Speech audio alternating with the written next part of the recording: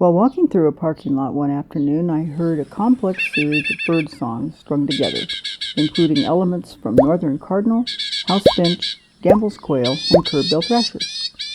The grand finale of this musical masterpiece was the entire sequence of sounds from a car alarm.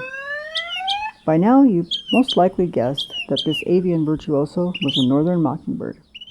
His Latin name, Mimus polyglottus, means many-tongued mimic, which totally suits this medium-sized songbird.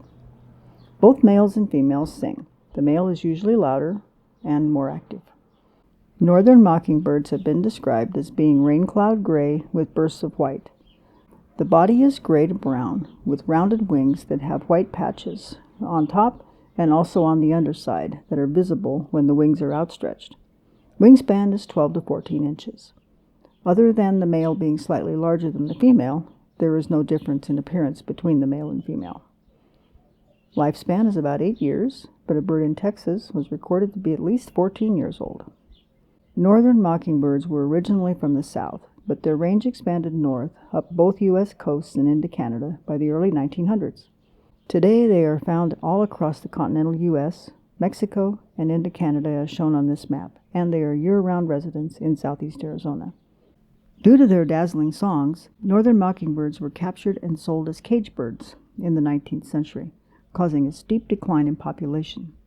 The Migratory Bird Treaty Act, passed in 1918, prohibited the capture, transport, and sale of wild birds, including northern mockingbirds. This allowed for a population rebound. Current global population estimates are 43 million birds, giving the northern mockingbird a conservation status of least concern.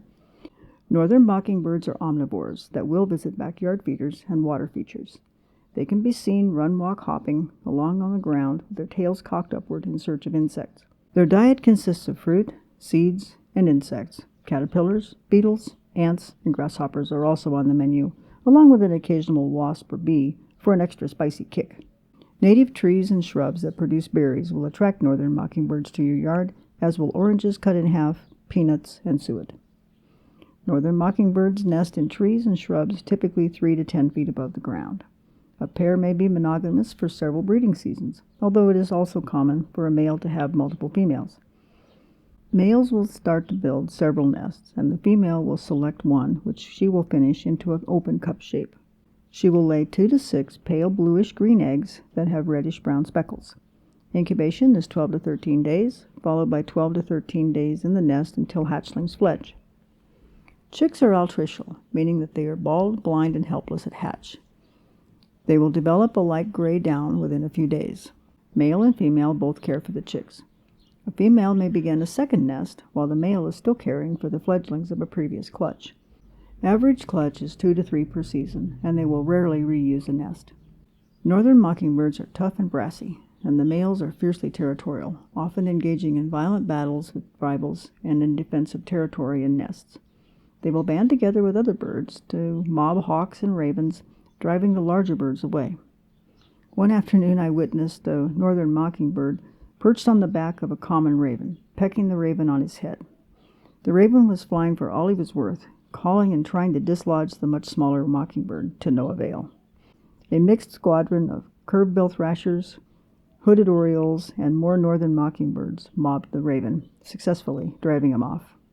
Mockingbirds have been known to pursue and attack rattlesnakes that attempt to raid the nest. The bird will go after the snake's head and eyes, relentlessly attacking with its sharp pointed beak until the snake is dead. They will also drive off cats, dogs, and humans that they view as a threat to their nest. Next time you hear a complicated string of bird songs mixed with mechanical and electronic sounds, look up to a prominent perch. Chances are you will see a northern mockingbird singing his heart out. Well, that's it for this week. Thanks for watching. Give this video a thumbs up and subscribe. Hit the bell icon so you'll be notified of future videos right here on Birds and More. Until next time, bye for now.